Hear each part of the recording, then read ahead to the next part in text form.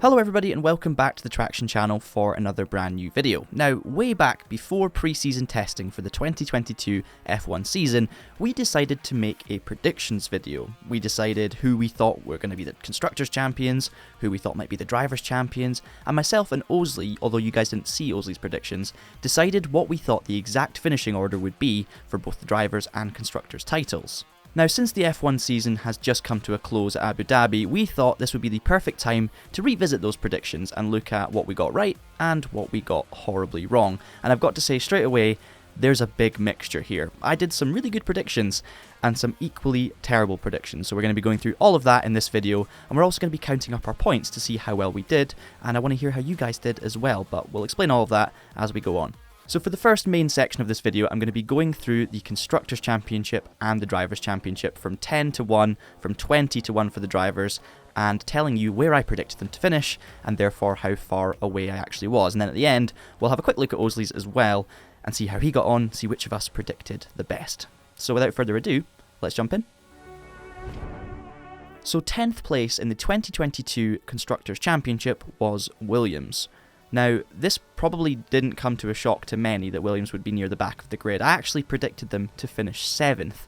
Now, in terms of what I actually said about them, I said they would probably have a slightly better year than 2021, but they won't shock anyone or make a massive leap. I'd say in that analysis, I was fairly close. They actually had a more consistent race car, but it wasn't quite as good in qualifying.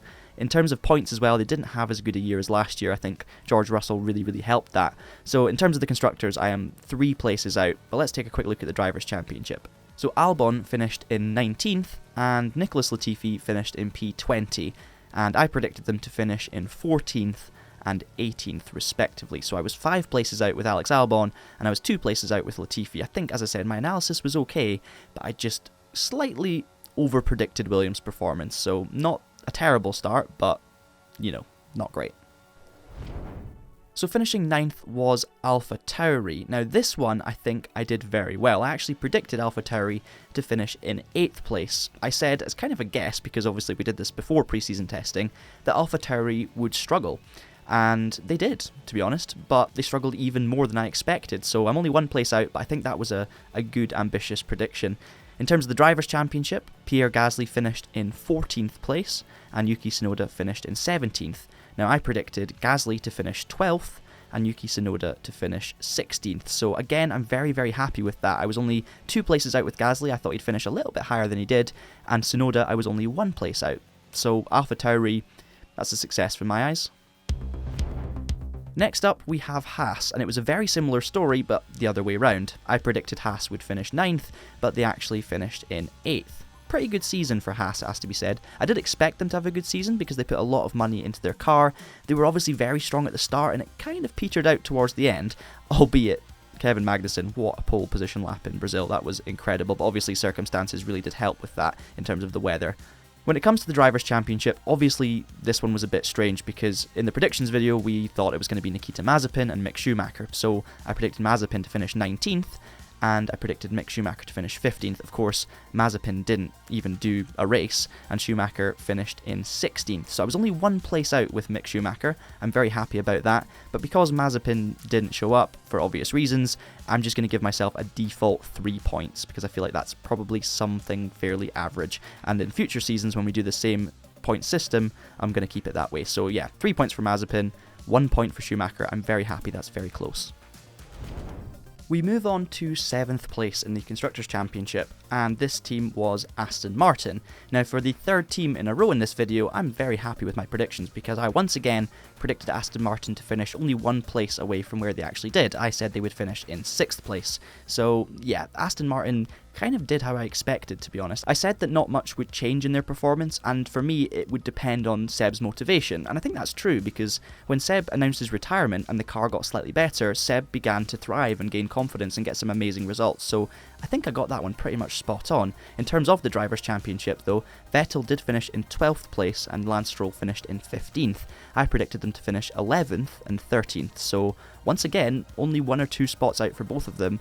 That's another good prediction. So we've got ourselves off to a good start, but let me tell you, it's going to go downhill.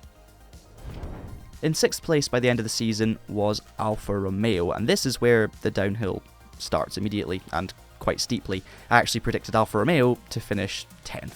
I got this one wrong, I'll hold my hands up. I thought they were going to be the slowest team, but it was before preseason testing. I had to pick someone. It was a bit of a guess, and yeah, I was wildly inaccurate. I did say that, if the car is a midfield car, Bottas would probably regain his mojo, and I think this was right. I think his strong personality did come back, and he was very much fighting at the front when the car was good enough for it.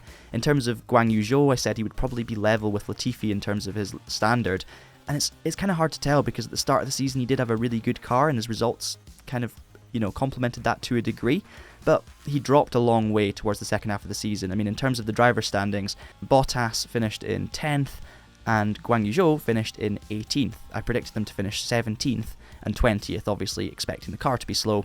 So for Bottas, I was 7 places out, so a massive points haul there. Obviously, the less points you get, the better in this situation, so that's not good for Bottas. With Zhou, I was only 2 places out in the end because Zhou did not really deliver in terms of points, especially in the second half of the season. So yeah, I'll hold my hands up. I was very wrong about Alfa Romeo. I was kind of right about the drivers, but Finishing up the season in 5th place was McLaren, and once again, I got this one a bit wrong. I mean, I did say some things that turned out to be correct. I said that, between McLaren and Ferrari, there's a good chance that one of them would struggle and one of them would excel, and that's pretty much true. But in the end, with my actual predictions, I said McLaren and Ferrari would both do well. Obviously, McLaren took a step backwards. I did say that Ricciardo was probably one of the weak spots in terms of the top 4 teams for drivers based on his form from last year, and unfortunately he proved me correct. He actually did even worse than I was hoping he would. So yeah, with the predictions, I thought McLaren would finish in 3rd, and obviously they finished 5th, so I'm 2 places out there. In terms of the Drivers' Championship, Lando Norris finished in 7th, and Danny Rick finished 11th. Now, I predicted them to finish, respectively, 4th and 7th. So I was 3 places out for Lando, and I was actually 4 places out for Danny Rick. So yeah, not great for McLaren. I was really hoping that they would do well with this reg change, and unfortunately they kind of went the wrong direction. But hopefully they can improve things next year. In 4th place, we had Alpine. Now, this was probably one of my best predictions from the lot. I actually predicted them to finish in 5th, and I said specifically they would be the best of the, what I like to call triple A's in the midfield. So that's Aston Martin, Alpine, and AlphaTauri, who have kind of dominated the midfield in recent years. I said Alpine were in the best position of those 3 and would finish the highest. They very much did. They even exceeded my expectations, finishing in 4th. I also said that they were probably in the best position they've been in since Renault, and I think they continued this. So yeah, very much happy with the team side of things. In terms of the drivers, this was one of the 2 teams in the whole grid where I got the order of the drivers wrong. I actually predicted Esteban Ocon, who's one of my favourite drivers by the way, to finish in 9th, and I predicted Fernando Alonso to finish in 8th. Now, I got Ocon spot on, he did finish 9th, but Fernando Alonso actually finished in 10th, just behind Ocon. I don't think he was a worse driver than Ocon throughout the year. I actually think he probably showed more in terms of potential flashes of pace, but Ocon was more reliable and more consistent, especially with the car as well as the driving. So yeah, great job from both of those guys. I got Ocon's position spot on, but I got Alonso's out by 2. So yeah, I'm very, very happy with Alpine. Moving on to our top 3, and I have to say from a prediction standpoint, 2 of these were absolute howlers, the first of which, Mercedes. Now, obviously, Mercedes finished 3rd. They were actually close to finishing 2nd, which is crazy when you think about it at the start of the season. But Mercedes, I did predict to finish in 1st. So I got this one 2 places out, but obviously it's an important one because, the champions, predicting the champions is a big part of the predictions, and yeah, it wasn't them. Now, from a driver's point of view, I also got this wrong because Lewis Hamilton I predicted to finish 1st and be the champion, and Russell finishing 2nd. In reality, of course, Hamilton finished 6th, and George Russell finished in 4th, ahead of Lewis. So I got that wrong on many levels. First of all, the car performance. Secondly, the driver order. I do think by the end of the season, Hamilton had kind of shown his star quality. Russell has obviously proven how good he's been, and at the start of the season he was incredible and consistent, but I think Hamilton lost more points in the first half of the season trying to experiment and get a hang of it, but then when the car became better, Hamilton became more consistent and more likely, it has to be said, to win a race, even though it was actually George that won the only race. So yeah, very, very impressive by Mercedes to come back from where they were, and it was a great comeback from Hamilton throughout the season. Also, a very, very solid job from Russell. I predicted them to finish 1st and 2nd. They finished 6th and 4th, so lots of points for me, which is bad. 5 points for Lewis, and I'm 2 points off for George Russell. In 2nd place, we have, of course, Ferrari. Now, in terms of points for my predictions, this was the best of the lot. I actually predicted Ferrari to finish 2nd, so I was spot on. Obviously, I got it wrong around about them, but yeah, 0 points for Ferrari. That's a positive for me.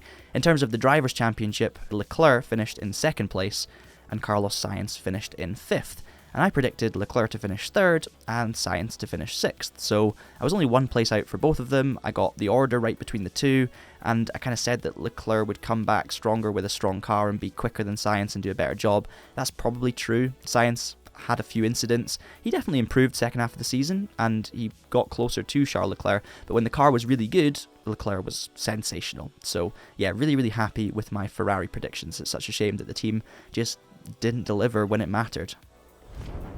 Of course, that leaves us with our Constructors' Champions, and probably my worst prediction of the entire field. It's Red Bull, of course. They finished first, they dominated, it was the most points a driver had ever scored with Verstappen, the most wins a driver had ever had, and I predicted they would finish 4th. 3 horrible points for me there.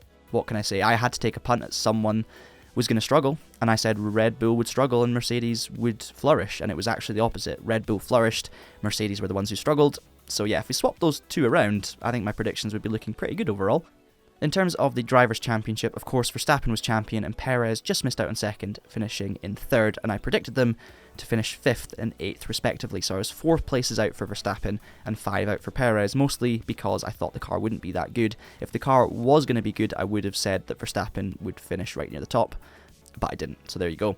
I thought Max as well would get frustrated in a difficult car, but honestly it was the complete opposite. Max was so relaxed and the car was great and it helped him stay calm. He raced cleaner, he was more mature as an overall package if we ignore Brazil.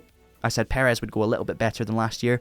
I think that was probably true as well. So I got some things right, but yeah, mostly wrong. Now, before I jump to the overall points of these predictions, I'm going to quickly rattle through Osley's and see how he got on, because you guys didn't see Osley's predictions in the video, but we did write them down, so I can tell you how Osley got on. Now, of course, Williams finished 10th, Osley predicted them in 9th, so he did pretty well there. AlphaTauri he got very wrong, though. He said they'd finish 5th, and in reality, of course, they finished 9th. Haas were 8th, and he predicted them in 10th, but he got Aston Martin spot on. He said they would finish 7th, and they did.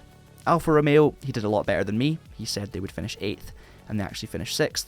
McLaren, he said 4th, and they were 5th, so once again a pretty good job. Alpine, he wasn't quite so strong. He said they would finish 6th, which is understandable, but they of course finished 4th. Mercedes, he made the same mistake as me. He said Mercedes would win. They of course finished 3rd in the end. He said Ferrari would finish 3rd, and they actually finished 2nd, so only 1 point there. And Red Bull, he said would finish 2nd, they finished 1st, so he didn't bottle it nearly as much as me when it comes to the top of the grid. In terms of the drivers' predictions, the kind of standouts here are probably Pierre Gasly. He was 5 places out with his Gasly prediction. That was a big one. He did do very well with Guan Yu Zhou. He thought he would finish right down in 17th. He was only 1 place out with that one. He was 5 places out with Ocon. He said Ocon would finish 13th, and he actually finished 8th, so that was a big points haul. Same with Hamilton. He said he'd be champion. He was 6th. Same mistake as I made. Charles Leclerc, he actually thought would finish 7th behind Carlos Sainz. So he got Sainz's position of 5th spot on, but he was 5 places out with Leclerc. And that was kind of the highlights of his errors, I would say. He didn't have so many good predictions with the drivers as he did with the constructors. So I think he did a better job than me with the constructors, but he probably lost a lot of points in the drivers. So let's look at the totals then. The way this system works, you get a point for every position you were out with your prediction. Now, in terms of the Constructors' Championship, I scored 18 points, which is not great. And Osley scored 16, which is a lot more respectable. So there's only 2 points in it, but Osley did a better job. In terms of the drivers, however, I scored 53 points. Again, not great, but I don't think it was as bad as I was kind of fearing at first. Osley, on the other hand, scored 60 points with his drivers, so he was a little bit off the mark. And that means, in total, Osley scored 76 points, whereas I scored 71. So, in our first F1 prediction scoreboard, I scored 71, beating Osley, who scored 76. Of course, the less points, the better. But I want to hear how you guys got on, because if you took part in this game, do let us know how many points you scored. And I think, to be honest, it's a great place to start, because both of us didn't do the best job. I think next time we'll probably make our predictions after preseason testing. Of course, the major regulation change didn't really help either, but I don't think we did too badly considering. But yeah, definitely a place that we can build on for sure and score less points in the future. Just before we wrap things up then, there was another section to this predictions video. A bunch of us in the Traxion team made 3 predictions, not for specific positions, but more for things that we thought would happen in the season, and we're going to go through those and see who got them right and who got them wrong. So first of all, I said Red Bull will be bad. clearly that was wrong. I also said Mick Schumacher will score a top 6. I got that one right because he finished 6th in Austria, so scraping the barrel, but we got there. I also said that George and Lewis would have a great relationship that would be maintained throughout the season, and I think I got this spot on. I think Brazil proved that. Lewis was delighted for George, they got on very well, so I'd say that one was very correct. Now you may remember a guy called Rich Hudson? Yeah, him.